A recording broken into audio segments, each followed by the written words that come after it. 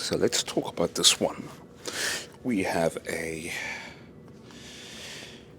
we have a comment from Serge had 8821. So I'm going to be taking some of the questions and some of the comments and really just expounding on it, especially if it's good ones, right? So let's read this together. If you're single for too long, you realize that you don't need another person to feel complete. You learn that no love is worth more than your dignity. Let's take that first piece quickly. If you're single for too long, you realize that you don't need another person to feel complete. Ah, yeah, yeah. So let's take that. That is a massive danger when it comes to being single for too long. Because you're right. Serge, you're correct. You sometimes fall into the trap of where you're single for a long time and you realize, you know what, I'm actually content. I don't need someone else. Now, this is a two-edged sword. There's two parts to this equation. The first side to the statement is correct because, yeah, you realize you are content. You don't need anyone else to feel complete. But now the opposite occurs where this is where the danger comes in. The danger comes in is where you now, number one, overlook potential candidates, whether it's subconsciously or consciously. And number two, you essentially consciously just disregard every opportunity, every proposition that comes your way. You know what I mean? It's like you're closing yourself off. Now, let's talk about the one aspect of it where it's a good thing. Or rather, yeah, where it's a good thing. When you are single and now you essentially feel content. And that's on the one hand a good space to be. Because what is the alternative? Well, the alternative is to be unsettled, is to be frustrated, desperate, irritated. And that's not a space you want to be in, especially for long periods of time.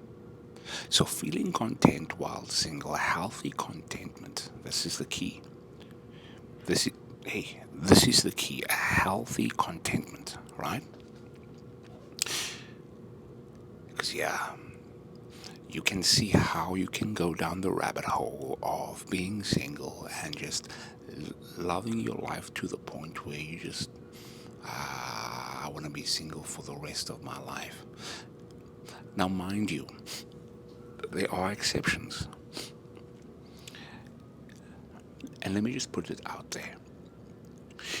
You don't have to be with someone. Straight up.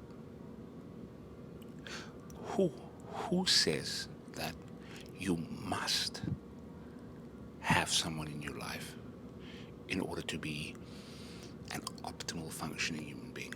Who said that? I know back in the day it was very much a tradition, it was very much a custom, it was the norm to have someone in your life, and it would be looked down upon. You would be given the side eye as to, hey, what's up with you? Why don't you have someone in your life? But we're no longer in those times. Of course, we acknowledge, we respect all the traditions, all the customs back in the day. However, let's ask the question again. Who said that you have to have someone in your life? Is it the pressure of friends and family? Probably is.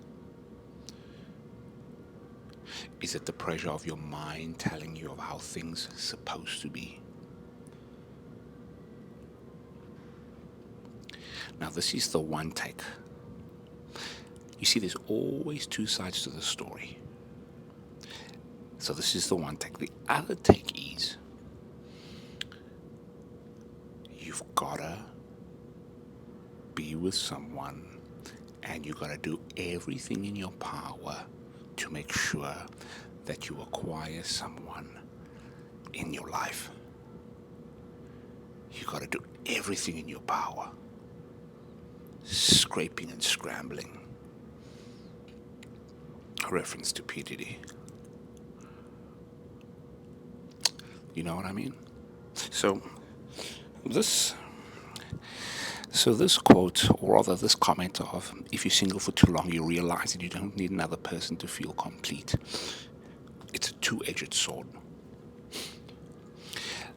Now, we've discussed kind of the pros and cons to that. Let's get on to a little bit of a solution now. That's how we always do. We have to always bring it back to what's the way forward. One possible way forward is this. Number one, you're correct. If you are single right now, okay, let me break it down to you. Let me break it down to you like this. You need to do, let me give you 3 steps, okay? Step number 1, I want you to accept the position that you are in right now. Accept it. Not in a sense of, not in a space of apathy, in a sense of where, this is just where I'm at right now, nothing will change, my life's going downhill, blah, blah, blah, blah, blah. I want you to accept it in a sense of, okay, I'm single right now, and I'm content, okay? This is a space I'm in. The reason why you need to accept it is because if you're not going to accept it, you're going to come from a space of desperation. There's an aura about you that people's going to feel. You know, there's an energy that's just going to repel, right? So I just want you to sit into it and accept. Say, hey, breathe. This is where I'm at right now, right? So number 1, I want you to accept. Number 1. Number 2, this is what I want you to do, and this is vital. This is probably the main crux that I want you to take away from this video. Are you ready? Hey. So number 1, accept. Number 2, I need you, and this is super important, I want you to write down what you do want. And this is going to be crucial that you get this. I want you to write down what you want as opposed to writing down what you don't want. And I tell you why this is important. When it comes to how our subconscious works. So for example,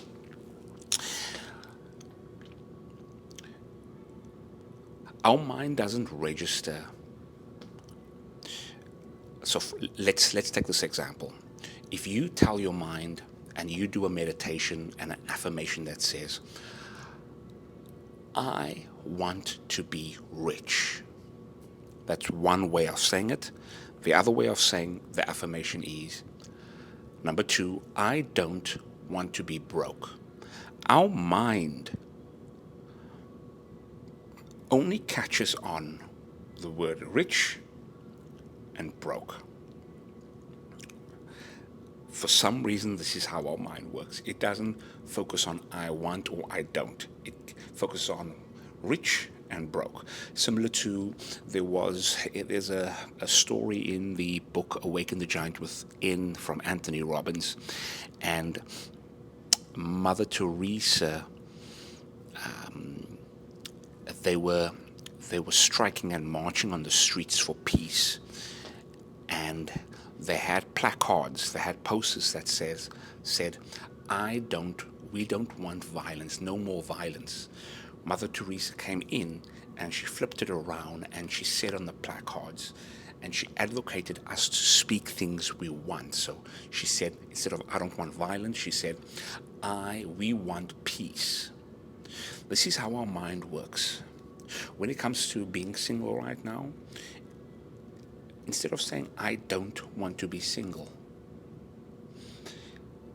say and go with a mindset of "I look forward to a healthy relationship," for example. You know what I mean? So, number one, accept. Number two, we need to change. Instead of focusing on what we don't want, we need to focus on what we do want. And then number three, and this is going to allude to the previous video that I did, I need us to take our focus off the issue right now. And I need you to focus on something other than you being single right now. So like we mentioned, there's so much other areas of our lives that we need to focus on. Family, friendship, fitness, spirituality. And the reason why is we spoke about the Tom and Jerry effect. The moment you start chasing after something is the moment that thing runs away from you. You are repelling the very thing you are wanting and looking forward to and wanting to have in your life. So I want you to take these 3 steps. Accept, focus on what you do want instead of what you don't want. And number 3, focus on totally different area of your life that needs to be looked into at this moment in time. Listen, hey, I want you to stick with me. Comment below if your comment is a good one. I'm definitely going to shout it out and also just expound on it. But hey, a major shout out to you, Serge. Remember, I'm going to go for my workout right now. But hey, until next time, remember, we are here not just to survive. We are here to thrive. Until next time, peace.